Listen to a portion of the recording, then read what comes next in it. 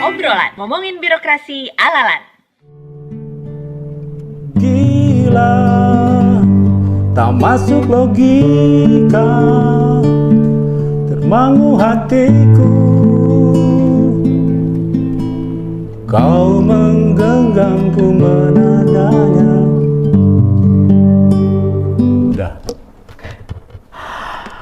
Halo kawan, ketemu lagi di obrolan ngomongin birokrasi ala-alan. Barusan tadi kita sama-sama mendengar lantunan lagu yang cukup mengena di hati kita dan saat ini cukup banyak didengarkan oleh masyarakat Indonesia Raya. Bapak Muhammad Yusuf Gunawan SIPME, beliau adalah Kepala Biro Umum Kerjasama dan Humas Lembaga Administrasi Negara. Apa kabar Pak Yusuf? Alhamdulillah baik Mbak Niken. Nah, di hari yang istimewa ini adalah kita berada di bulan Agustus, antara bulan Agustus dan September, 2 bulan yang dua-duanya istimewa bagi kita. Agustus adalah hari kemerdekaan negara kita, Indonesia, dan September ini adalah bulan-bulannya right to know, ya, hak untuk tahu.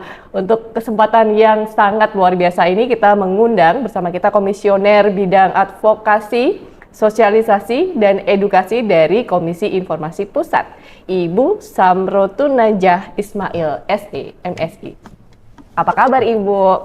Alhamdulillah baik Mbak Yu. Terima kasih sekali sudah hadir bersama kita di obrolan ya Ibu ya. Ibu, tadi kita mendengarkan lantunan lagu dari Pak Yusuf nih ya kan. Jadi supaya kita ngobrol tentang keterbukaan informasi publik ini bukan di ranah awang-awang gitu ya Bu ya. Tapi benar-benar di ranah populer yang bisa dinikmati oleh masyarakat. Nah, menyangkut ngomong-ngomong tentang keterbukaan informasi publik nih. Sekarang kan sedang ramai nih ya, kalau untuk program pemerintah ada Astacita sudah dicanangkan gitu ya Bu ya. Kira-kira kalau ngomong tentang Astacita dengan keterbukaan informasi publik, ini ada hubungannya nggak sih Bu? Atau seperti apa? Pasti. Jadi terima kasih Mbak Yu. Terima kasih juga untuk LAN yang sudah sedemikian rupa memperlihatkan komitmennya memberikan sharing kepada masyarakat melalui salah satu forum ini. Saya perlu clearkan, saya adalah komisioner, sekarang udah berganti sedikit nama. Oh gitu, oke. Komisioner Sosialisasi, Edukasi, dan Komunikasi Publik. Nah hari ini menjadi bagian cerminan yang terkait dengan komunikasi publik, ya kan? Apalagi berhubungan dengan Astacita. Kalau kita melihat secara apapun namanya yang terkait dengan suatu langkah ya, dari badan publik, kalau melihat dari Undang-Undang Nomor 14 Tahun 2008, itu badan publik itu adalah lembaga eksekutif, yudikatif, dan legislatif, dan badan publik yang disupport oleh anggaran pemerintah, apakah itu APBN atau APBD, termasuk organisasi yang sebagian atau seluruh anggarannya dari publik, dari publik ya. Nah terkait Astacita itu kita melihat dari komprehensifnya ya, bahwa itu bagaimana komitmen pemerintah untuk dipersembahkan kepada masyarakat. Salah satu contohnya yang sangat berkaitan adalah terkait dengan SDM.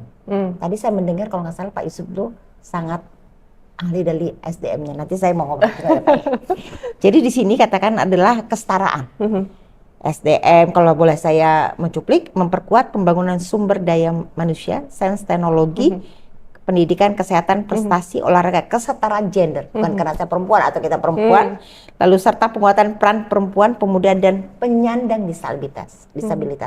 Bahkan di salah satu poin di pasal Undang-Undang Nomor 14 Tahun 2008 disebutkan bahwa akses informasi itu yang disediakan oleh badan publik harus dapat dimanfaatkan oleh disabilitas.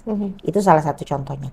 Kemudian meningkatkan lapangan kerja yang berkualitas, mendorong kewirausahaan.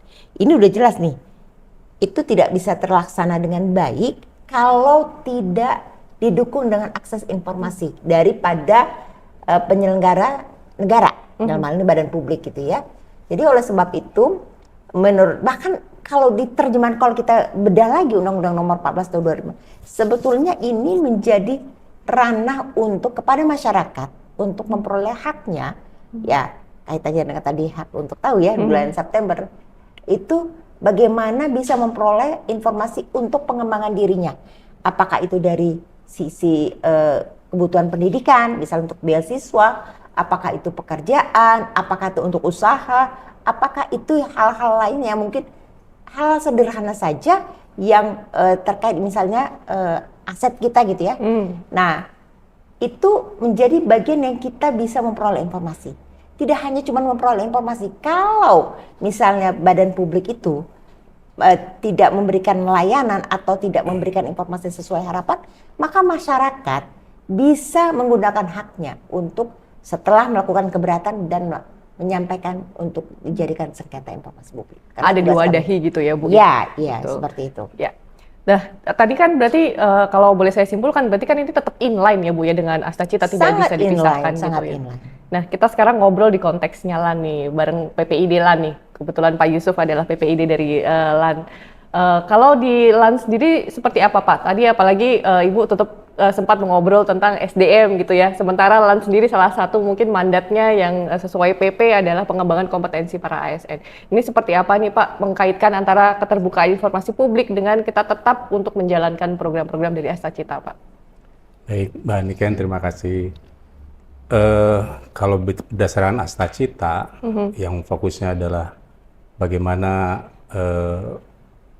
pemerintah atau negara ini bisa memberikan informasi seluas-luasnya tentang apa yang sudah dilakukan, apa yang belum dilakukan, apa yang tidak dilakukan. Tentunya LAN di sini dalam rangka supporting system bagi pemerintah saat ini mengedepankan pada bagaimana informasi-informasi yang terkait dengan tugas fungsi LAN bisa disampaikan secara terbuka dengan media-media yang ada dikembangkan oleh lembaga negara sehingga masyarakat dapat terpenuhi kebutuhan akan informasi-informasi tersebut. Nah, dalam hal ini terkait dengan pengembangan kompetensi berdasarkan mandat di Perpres bahwa LAN adalah mengembangkan kompetensi ASN, tentunya informasi-informasi apa yang sudah dilakukan terkait pengembangan kompetensi untuk ASN ini menjadi sangat penting untuk diketahui oleh masyarakat. Sehingga mungkin nanti masyarakat akan memberikan feedback, misalnya terkait pola-pola ataupun pendekatan yang dilakukan, apakah perlu perbaikan untuk kedepannya agar tercapai lagi nanti sasaran yang kita harapkan supaya ASN kita semakin kompeten dan pada akhirnya menunjang pada kesejahteraan rakyat. Ya, berarti saya menangkap ada LAN ini berusaha menarik juga partisipasi publik gitu ya Pak ya untuk dalam program-program yang dilakukan oleh lembaga administrasi negara. Saya balik lagi ke Bu Samro nih. Nah, sejauh mana keterbukaan informasi ini dapat memperkuat yang namanya kita, apalagi lebih dari seperti LAN ini kan lembaga publik, lembaga negara gitu ya Bu ya. Bagaimana ini kemudian akan mempengaruhi atau bisa memperkuat akuntabilitas, transparansi, dan juga tadi partisipasi publik ini untuk program-program pemerintah gitu Bu? Ya, semua seperti yang disambung tadi Pak Yusuf, support system. Support system, kalau saya mencoba memetakan critical issue ya, keterbukaan informasi yang diselenggarakan oleh badan publik, beberapa hal yang menjadi poin, termasuk ya struktur PPID. Nah, struktur PPID kadang-kala memang sudah terbentuk, tapi apakah sama dengan karakteristik lembaga tersebut? Karena di salah satu poin di pasal 5 di Perki, itu peraturan Komisi Informasi disebutkan bahwa untuk struktur PPID menyesuaikan kebutuhan, tetapi tetap mempedomani kaidah, yaitu harus ada atasan PPID, harus ada PPID, PPD pelaksana, pelayan, dan termasuk ada tim pertimbangan gitu. Itu. Kemudian komitmen manajemen. Dari komitmen manajemen pertama kita lihat apakah terhadap PPID-nya ibaratnya memenuhi nggak PPID itu dari segi kompetensi, dari segi pemenuhan kuantitasnya, dari segi sarananya terpenuhi nggak, anggaran kan semuanya ujung-ujungnya anggaran ya. Anggaran, sarana baik itu pemantauan internal maupun ketika bicara sarana yang disediakan untuk akses informasi kepada masyarakat itu. Kedua, bagaimana juga terkait dengan mekanismenya, mekanisme pelaksanaan keterbukaan informasi publik. Sebagai informasi bahwa badan publik memang wajib ya, Wajib ya, tolong menyediakan digarisbawahi. informasi Iya. publik sepanjang itu tidak informasi yang dikecualikan. Sepanjang tidak dikecualikan. Jadi kalau bicara wajib tentunya ada haknya juga. Tadi bicara salah satu wajibnya juga badan publik wajib menyediakan sarana. Sarana yang bisa dilakukan, ini bahasa generalnya ya. Sarana yang bisa dimanfaatkan oleh para publik sebagai akses. Dan tentunya informasi yang disediakan itu harus akuntabel. Gitu. Jadi kalau tadi bicara wajib, badan publik juga berhak menolak kalau informasinya itu dikecualikan. Ya. Bicara informasi dikecualikan bukan berarti analog dari rahasia ya Mbak Yu.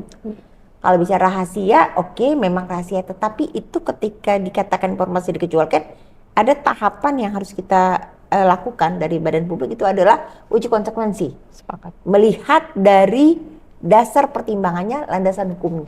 Gitu. Tidak serta-merta kita bebas mengatakan, oh ini rahasia, tidak boleh gitu ya. ya. Tetapi tidak harus, selain Undang-Undang Nomor 14 Tahun 2008, jika ada undang-undang lain yang mungkin ya diketahui sebagai referensi, sebagai landasan hukum untuk informasi, dapat digunakan gitu. Yang jelas kalau secara garis besar informasi dikecualikan rahasia negara. Betul. Rahasia perusahaan, persaingan tidak sehat. Kalau LAN kan tidak kaitan dengan tidak sehat ya. Iya. Kemudian rahasia pribadi. Jadi kalau kayak Pak Yusuf misalnya nyetor nih setiap bulan nih ke istrinya, ya kan? Ya kan? Iya. Begitu datang pengen tahu kepo.com, datang ke Kepo.com. ke bank nggak bisa tahu. Ya Karena kan? itu informasi pribadi kita. Iya, nggak. Oke. Terus istri Iya. juga bisa bilang, nggak ada kayak kemarin kan. Loh, nggak ada. Nah, mau ngecek nih, nggak bisa. Itu contoh salah satu itu. Termasuk mungkin hal yang sederhana juga ini barangkali kepada ketika kita merasa ikut seleksi gitu ya. Seleksi untuk promosi gitu kan ya. Iya. Atau nggak usah jauh-jauh lah kalau untuk, memang kan itu transparan ya. Sepanjang tapi tidak diumumkan secara nilai gitu ya. Kita berhak tahu kenapa pertimbangan kita nggak lulus, misalnya kita nggak lulus, tetapi kita tidak berhak tahu nilai orang lain. Itu contoh itu aja. Termasuk hal sederhana juga sebetulnya, ketika kita melihat orang kurang sehat ya, terus sakit apa dia gitu kan suka gitu ya kepo.com, terus dibilang oh ini sakit ini. Sebetulnya kalau begitu dibayar itu nggak diperkenan, itu data pribadi. Artinya hak kita juga tidak boleh melanggar haknya orang lain. juga Iya, dalam hal kecuali saudaranya, itu pun saudaranya harus pengetahuan ibaratnya pasiennya gitu. harus seizin yang Iya, bersangkutan. iya. Sekarang banyak hal-hal yang perlu kita perhatikan dari segi ketentuan gitu. Baik. Kita ngomong yang lebih teknis nih sekarang Bu Samro. Iya. Kalau untuk indikator evaluasi KIP ini kan ada beberapa aspek nih ya, seperti ketersediaan informasi, kemudian kemudahan akses, kualitas informasi dan partisipasi dalam pengelolaan informasi. Nah, di antara aspek-aspek ini, sepengamatan Ibu ya di KIP, mana Bu kira-kira yang paling sulit untuk dicapai oleh para badan publik ini? Komitmen kembali lagi. Komitmen. Komitmen dan konsistensi. Komitmen dari manajemen sudah, tapi kalau di antara koordinasi ya kan, contoh ya, pengadaan barang dan jasa itu kan termasuk informasi publik ya. Betul. Sepanjang ada data-data, memang kalau itu ada yang dikecualikan, ya itu cukup dihitamkan setelah juga.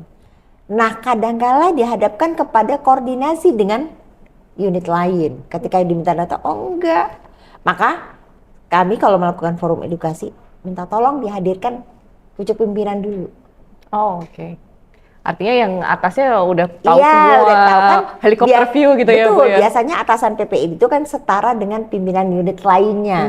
Ketika pimpinan atasan PPI mengatakan, oh mana untuk lapor? Ya sepanjang itu agak kecuali memang sudah tercipta. Kayak LAN ini kayaknya sudah dari 2020 ya? Ya, itu kebetulan dari informatif. 2020 kami sudah informatif. Nah, terlambat ya. Mudah-mudahan tahun ini tetap ya. Iya, Karena alhamdulillah. kita tidak berdasarkan kuota. Oh, karena unit enggak, tetapi berdasarkan standarisasi itu. Jadi komitmen. Komitmen konsistensi. Kami berharap juga bahwa ketika sudah komit melaksanakan keterbukaan informasi publik, maka dilihat dari sisi kebermanfaatannya. Jangan sampai selesai di website, selesai. Nah, hari ini saya mengapresiasi LAN memberikan semacam edukasi kepada masyarakat melalui sarana podcast. Harapannya bisa juga turun ke lapangan. Dalam arti ya tidak harus khusus ya. Pada saat-saat tertentu diselipkan apa kira-kira nyampe nggak website atau disampaikan kalau ingin mengetahui itu melalui laman PPID misalnya begitu. Jadi misalnya teman-teman saudara-saudara kita baik itu yang ada di Papua maupun di mana yang waktu jamnya itu berbeda, itu sama kesempatan untuk memperoleh informasi. Termasuk saudara-saudara kita yang punya keterbatasan kondisi gerak, kondisi melihat atau mendengar. Nah, oleh sebab itu mungkin sarana yang ada di kita harus dilihat ulang nih. Kira-kira message-nya sudah tersampaikan belum kepada disabilitas? Nah, itu jadi komitmen itu tidak hanya menjelang Monef saja. saya nggak ngomong gitu ya, saya ngomong ya. Tapi saya yakin pengelolaan itu cukup inilah karena banyak publik yang bisa langsung mereview, ya kan, mereview gitu. Karena Monef itu bukan kontestasi, ya kan, tetapi adalah gambaran komitmen. Nah, ukuran kebermanfaatan itu tadi, misalnya contoh. Memang ada lembaga ketika memberikan kebermanfaatan, indikatornya tidak langsung naik, terlihat di masyarakat, ya kan. Tapi kalau LAN misalnya ruang lingkupnya apa ya? Sarana pendidikan ya Pak? Ya. Betul ya? Betul. Nah, sarana pendidikan. Harapannya, ibaratnya kan tentu dilihat dari segala sisi ini, bahwa kesempatan pelatihan itu dirasakan oleh orang-orang yang eligible untuk memenuhi itu kan, informasi tersampaikan. Nah, dilihat juga permohonan informasi. Sebetulnya masyarakat bisa memanfaatkan ruang permohonan informasi itu. Jadi, masyarakat yang ingin memperoleh informasi, apapun namanya informasi, sepanjang itu informasi publik, dia bisa meminta kepada badan publik ya. Baik itu secara langsung maupun itu melalui email atau yang namanya online. Kembali lagi badan publik harus jelas nih SOP-nya. Nah, itu tadi support system salah satunya SOP. SOP-nya seperti apa? Jangan misalnya contoh kayak Ibu Samro nih, pingin tahu, minta, karena saya juga bisa minta informasi terkait dengan LAN, walaupun bukan orang yang terkait, misalnya keluarga saya atau saya. Tapi ketika itu sah-sah aja. Tapi memang di salah satu poin ada nggak sih benang merah kepentingan pemohon sama yang diminta. Gitu. Selama masih relevan, tapi tetap kita wajib. Iya, ya wajib memang, dan ada batasannya. 10 hari kerja selambat-lambatnya badan publik harus merespon, ya atau tidak. Nah, ini peran daripada PPID nih. Setelah ada putusan atasan PPID, maka dia bisa memberikan kalau itu memang di informasi publik yang bisa diumumkan gitu ya. Nah, kemudian apalagi?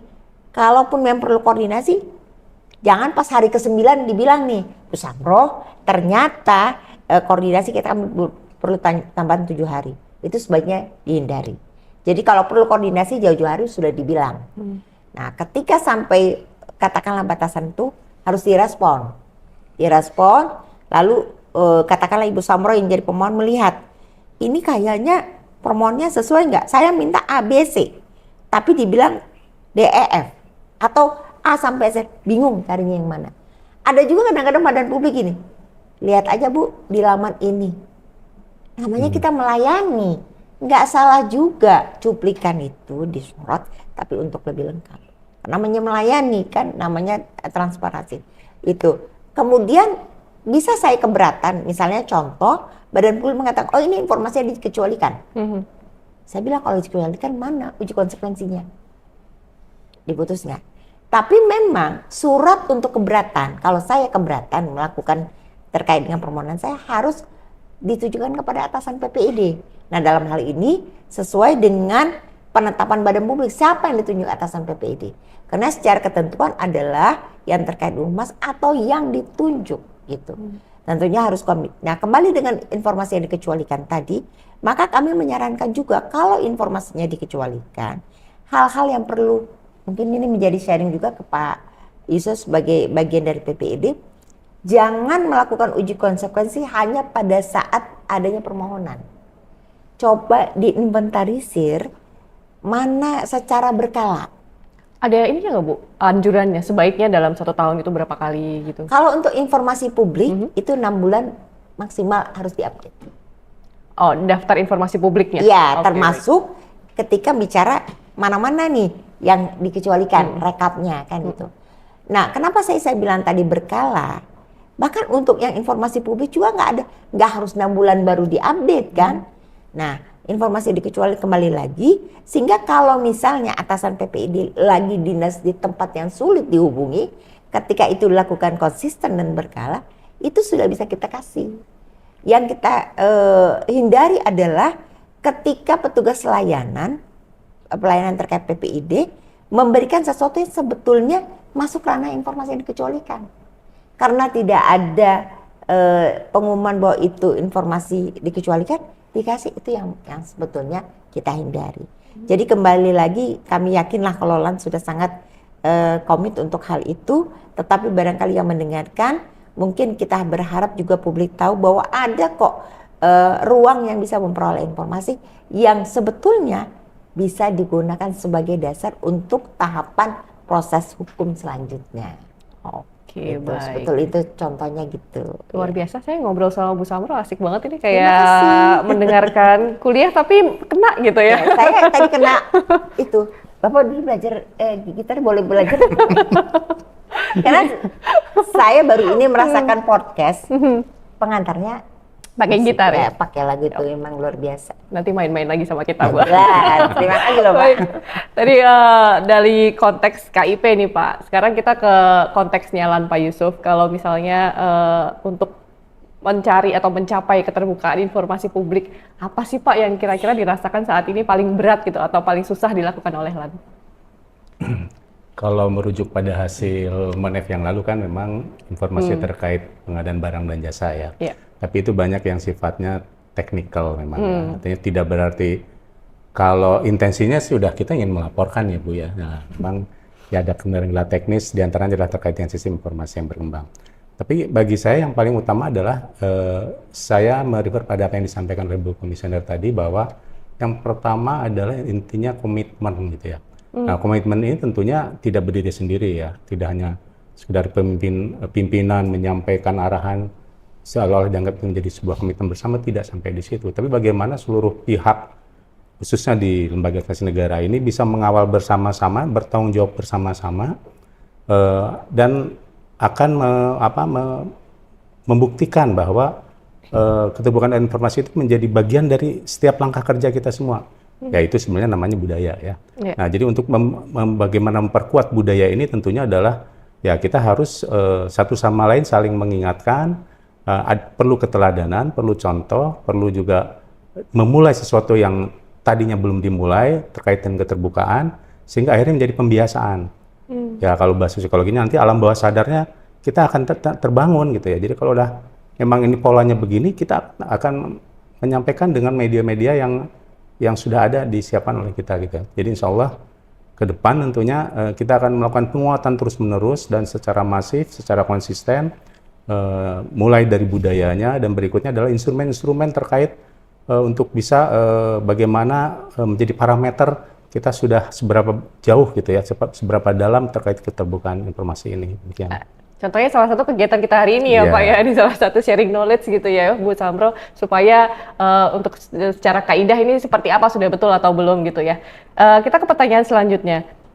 Tadi Pak Yusuf spill nih tentang budaya kerja gitu kan ya. Ini bagaimana kita tuh tipsnya nih mungkin Bu Samro, bagaimana badan publik itu bisa melakukan keterbukaan informasi publik ini ya memang budayanya memang sudah dibangun gitu, bukan hanya sekedar keperluan administratif atau seperti yang tadi mau Monef nih gitu kita siapin. Ini gimana Bu? Baik, ini saya lompat dulu barangkali ya.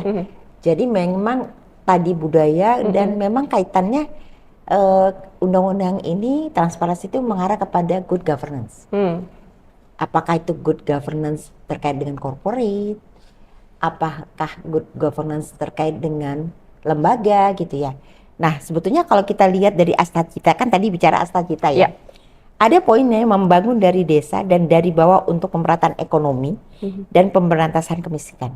Itu nggak bisa terwujud kalau tidak ada transformasi dimulai dari unit desa. Setelah itu di desa ini yang disupervisi oleh siapa? Tentunya pemerintahan yang mensupervisinya. Itu contoh. Ketika masyarakat yang katakanlah kita kalau kayak kita RT lah ya tadi budaya gitu ya menjadi habit, itu otomatis semacam bagian tools ya. Transparansi menjadi tools sebagai setiap orang merasa dipantau. Jadi tidak ada lagi yang kata-kata bahwa segala sesuatu, karena ketika bicara adanya suatu keterbukaan, maka itu tidak ada yang perlu ditutupi. Sepanjang memang itu memang bisa dibuka gitu. Artinya memang kita akuntabel. Betul. Jadi memang budaya itu dimulai dari diri sendiri. Siap. Diri sendiri, dan kalau bisa menjadi vibes positif kepada lingkungan. Lingkungan, apakah lingkungan berada di tempat tinggalnya, atau lingkungan di tempat kerjanya, atau kemudian lingkungan yang menjadi komunitasnya gitu. Karena kita kan sering contoh organisasi kecil aja, ikatan alumni, iuran gitu kan. Iya kan, ini habis iuran tiap bulan, tiba-tiba ada lagi nih, mau kegiatan piknik gitu kan, reuni sana, reuni sini, iuran lagi. Tapi ketika mohon maaf, ada yang kurang sehat, diminta lagi, tapi pertanggungjawaban besar. Kan kita juga nggak enak juga kayak, tapi sebetulnya esensi itu transparan ya dari budaya diri sendiri tanpa harus diminta. Jadi kalau kayak tadi bicara informasi publik itu ada yang namanya sifatnya harus diumumkan berkala dan termasuk serta-merta. Serta-merta itu kalau yang terkait misalnya non utility yang sifatnya bermasalah ya, contoh kalau kayaknya ada nggak sih terkait sistem yang mulai digitalisasi? Ada sih Bu. Yang laporan-laporan ada. Kita ada learning management system yang dipakai untuk CPNS gitu. Contoh misalnya itu ya, tiba-tiba ada batasan penginputan, misalnya penginputan data gitu ya. Terus kita ada kendala. Nah, orang yang tidak mengetahui karena kita tidak memberikan informasi itu tidak jadi eligible, terhambat dan mempengaruhi hajat hidup. Nah, itu yang sebetulnya harus dihindari. Jadi informasi serta-merta yang mempengaruhi hajat hidup itu harus diumumkan. Kalau badan publik tidak mengumumkan dan merugikan orang banyak, itu ada sanksinya. Jadi di Undang-Undang Nomor 14 Tahun 2008 tidak hanya bicara hak dan kewajiban, tidak hanya bicara badan publik atau pemohon, tidak hanya bicara, tetapi komprehensif, termasuk sanksinya. Sanksinya baik kepada badan publik, termasuk pemohon. Pemohon kalau misalnya lah ya, Ibu Samro datang tiba-tiba minta seabrek-abrek nih data karena dokumen, karena di SOP tidak mengatur hanya boleh soft copy atau tidak mengatur batasan biaya, ya namanya Bu Samro minta segala macam. Besok lusa mohon maaf yang tadinya susah parah kiri kanan atas terus kemudian ditandatangan udah jadi bungkus kacang goreng. Itu sebetulnya ada diatur di salah satu pasal itu bahwa kalau kita menyalahgunakan dokumen itu bisa kena sanksi oleh pemohon. Jadi artinya yang meminta informasi pun juga tidak serta-merta harus bertanggung jawab atas apa yang dia minta gitu ya Bu. Nah, memang menjadi pertimbangan juga bagaimana itu caranya badan publik, bagaimana membuat kode atau apa itu terserah lah, tapi tidak menyulitkan, meyakinkan kalau suatu hari ini terdapat misalnya ini kayaknya dokumennya yang kita kasih ke Ibu Samro ini gitu. Iya. Jangan saya lah ya, orang lain lah ya, dari tadi gitu. Ada itu, Ibu Samro bisa dipertanyakan gitu. Nah, artinya pemohon juga dalam hal ini kan pemohon tuh bisa dengan modal KTP juga bisa Bu. Nah, kemudian kalau saya komunitas harus diperhatikan juga PPID-nya Pak Yusuf. Itu kepatutannya. Misalnya saya komunitas anggotanya 100 orang. Ketika ada suatu kebutuhan terkait permintaan data ya informasi lah misalnya, saya yang menguasakan cuma 2 orang misalnya, itu nggak patut juga. Jadi itu filter di PPID pelaksana. Lalu kemudian badan hukum. Nah, kembali tadi proses permohonan. Ketika badan publik memperoleh permohonan, 3 hari kerja pertama itu bagian proses untuk memfilter, ya screening apakah permohonan itu sudah memenuhi persyaratan untuk dijadikan permohonan dari segi legalitasnya. Itu 3 hari kerja itu. Kalau misalnya kemudian katakanlah siapa gitu, ini perlu dikembalikan dan dia pemohon dikasih waktu 3 hari kerja. Kalau nggak merespon itu berarti tidak perlu, katakanlah tidak dipenuhi syaratnya atau legalitasnya, tidak perlu ditanggapi lagi oleh badan publik. Oke, berarti Argonya berjalan ketika ada pemenuhan. Sepanjang badan publik tidak mengatakan kurang legalitasnya, yang udah memenuhi, maka argonya itu 10 hari kerja. 10 hari kerja harus terpenuhi kecuali ada koordinasi. Nah, kembali tadi yang proses izinnya Mbak Yuya sekalian, ketika saya mengatakan ini nggak sesuai nih, bisa jadi kena disuruh biaya, ya kan, tiba-tiba misalnya Badan Publik ini Bu Samro kena banyak ya biaya tapi nggak ada SOP-nya, terus informasi dikecualikan, terus pelayanannya barangkali kurang ini ya. Nah, saya bisa mengajukan keberatan. Keberatan itu adalah boleh secepat-cepatnya 10 hari kerja atau selambat-lambatnya 30 hari kerja setelah ada respon daripada Badan Publik. Ketika saya dapat keberatan ternyata respon keberatannya kurang sesuai harapan saya, maka clue-nya adalah 14 hari kerja selambat-lambatnya setelah ada respon keberatan atau secepat-cepatnya 30 hari kerja. Ya, karena kan Badan Publik dikasih ruang waktu untuk 30 kerja, maka saya bisa menyampaikan proses sengketa informasi publik. Sesuai ranahnya, kalau misalnya Badan Publik ruang lingkupnya nasional, maka itu diajukan kepada Komisi Informasi Pusat. Kami dari Komisi Informasi Pusat mempermudah kok, tidak harus datang tapi melalui email. Jadi Komisi Informasi itu hadir sebagai kuasi pemerintah sama dengan kesetaraan dengan lembaga peradilan, tugasnya itu bertugas pokok adalah untuk penyelesaian sengketa informasi publik. Gitu. Kalau informasi terbuka, tertutup, bukan salah atau benar, bukan kalah atau benar. Ada wasitnya lah ya dari Iya, tapi Komisi hanya Informasi. mengatakan ini informasi ini terbuka, kalau terbuka dilanjutkan ke mediasi untuk pendalaman. Kalau tidak, ya berarti kita lihat bukti-bukti yang mengatakan itu informasi dikecualikan. Satu pertanyaan terakhir dari saya, Bu Samro. Dari berbagai tadi yang sudah kita bahas tadi, Bu. Bagaimana sih caranya si Badan Publik ini, Bu, untuk biar dia tuh mencapai keterbukaan informasi publik itu, Bu? Tipsnya mungkin Tips ya. strategi. Kalau saya bukan karena saya namanya Ibu Samroh ya, jadi mulai katanya S ya. Pertama adalah struktur PPID, itu S ya. Struktur S1. PPID-nya dipastikan dulu. Sesuai tidak dengan karakteristik. Kalau harus ada tim pertimbangan. Kalau ada di daerah perlu ada pendelegasikan tugas oleh PPID itu struktur. Sesuai konteksnya masing-masing institusi. Karakteristik dan sesuai. Kalau ada tim pertimbangan, karena tim pertimbangan untuk mensupport atasan PPID dalam memberi masukan terkait informasi terbuka atau tertutup. Udah. SOP. Nah, itu harus sesuai nggak dengan di situ mencakup. Jadi seperti kata Pak Yusuf, pemahaman SDM dimanapun yang terkait di ruang lingkupnya Badan Publik dalam hal ini itu sama pemahamannya. Jadi ketika dia menerima PPID, surat kekaitan PPID, ini apa ya PPID, jangan sampai begitu, ya kan? Dan kemana harus surat? Satu, kedua.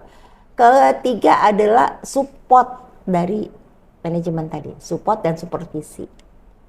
Lalu SDM-nya, ya kan? SDM-nya dari kualitas itu dalam hal ini kompetensi dan kapabilitas dan jumlah kuantitas. Kalau tadi udah kita singgung support dari manajemen juga mengapresiasi. Salah satu Badan Publik ada mengapresiasi karena berkali, bukan saya nyolek ya, itu diajak kepada studi keluar ke London. Saya nggak usah sebut namanya. Atas pencapaian-pencapaian tertentu gitu ya, Bu? Iya, bahkan mungkin barangkali nggak sebanyak LAN. Bukan ini maksudnya ini. sarana baik itu yang paling penting sarana pemantauan. Apakah ada permohonan informasi itu tidak harus dikomunikasi tapi bisa terpantau melalui sarana itu, katakanlah dashboard. Kemudian sarana kepada akses informasi harus bisa dijangkau oleh teman-teman kita yang ada di mana saja, termasuk di luar negeri. Kalau ingin tahu tentang kesempatan di LAN gitu ya. Karena kan banyak juga ASN di luar negeri kan ya. Lalu juga kepada yang teman-teman disabilitas. Kan mereka sebetulnya punya hak ya, berapa persen, sekitar 2% kalau nggak salah untuk masing-masing lembaga ya. Itu. Kemudian itu 5. Keenam, standar sistem penetapan DIP. Konsistensinya termasuk ya, esensinya, substansinya, kewenangannya, ya kan? Standar sistem kepada informasi dikecualikan, termasuk uji konsekuensi. Lalu kemudian sosialisasi, tidak berhenti. Yang saya maksud ini sosialisasi masif ya, apa itu langsung atau enggak. Oke. Ya, sosialisasi, lalu kemudian layanan, service. Ya. Kemudian satu lagi terkait sengketa, menyikapinya. Jadi 10 tuh Mbak, bukan 11-nya Ibu Samro. Ya kan? Jadi 10 tipsnya tuh. Jadi semua itu kompresinya. Jadi insya Allah kalau yang 10 itu memang berlanjutan ya. Ya hari ini barangkali sudah clear. Saya apresiasi kepada LAN ya. Meskipun ada pergantian SDM, barangkali tetap itu menjadi bagian yang keberlanjutan untuk sharing gitu ya.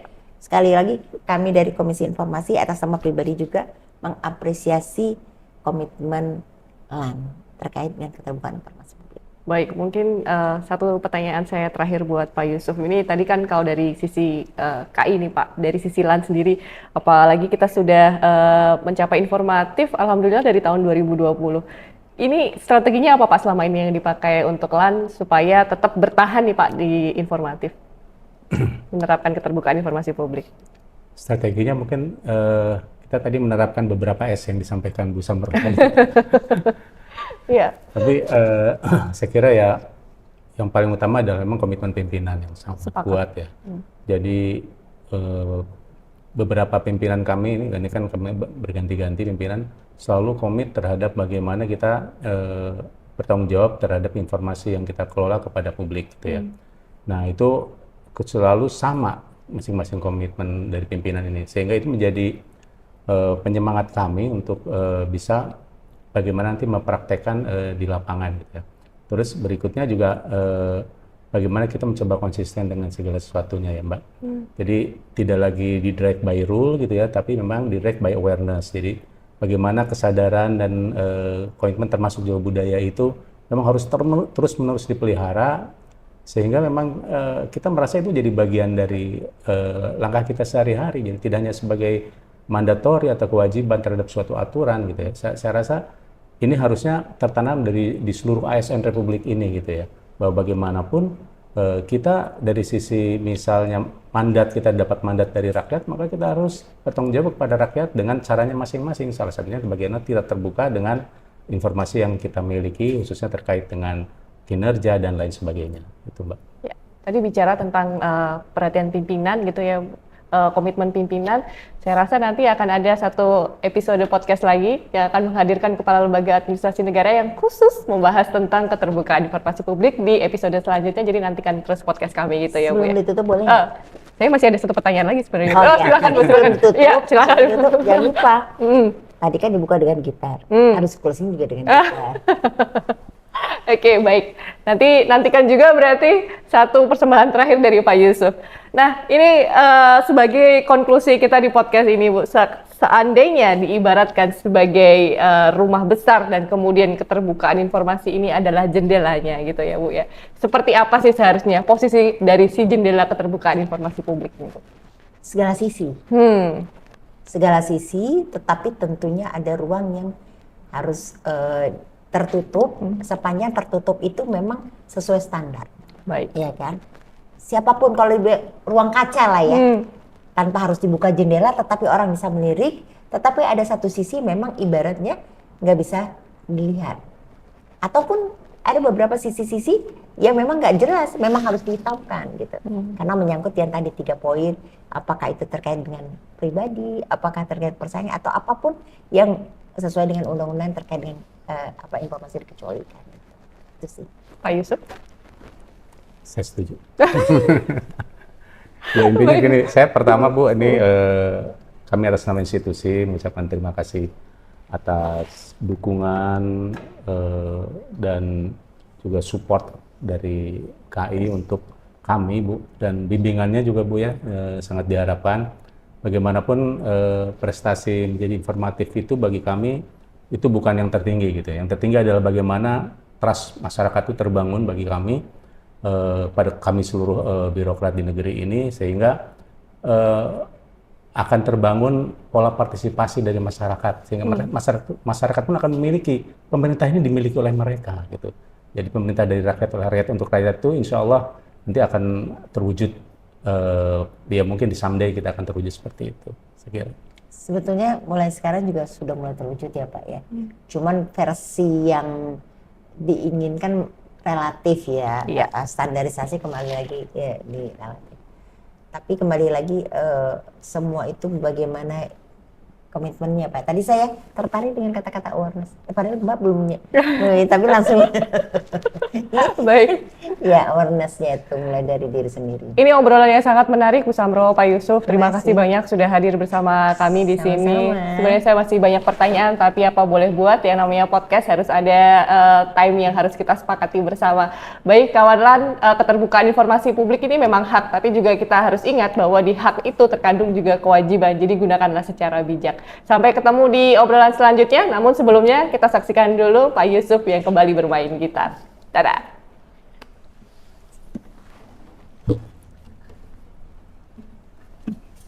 Sebuah lagu buat Bu Samro ya. Buat keterbukaan informasi ya Pak.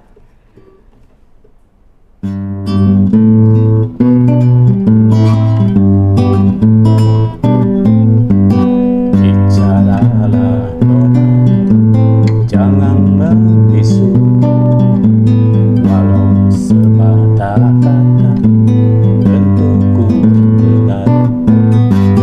Tambah senyum sedikit, apa sih susahnya? Semakin manis, semanis tebu. Si dadaku, aku yakin ada kamu di sini. Dan nona dengan tanyaku, iya atau tidak itu saja.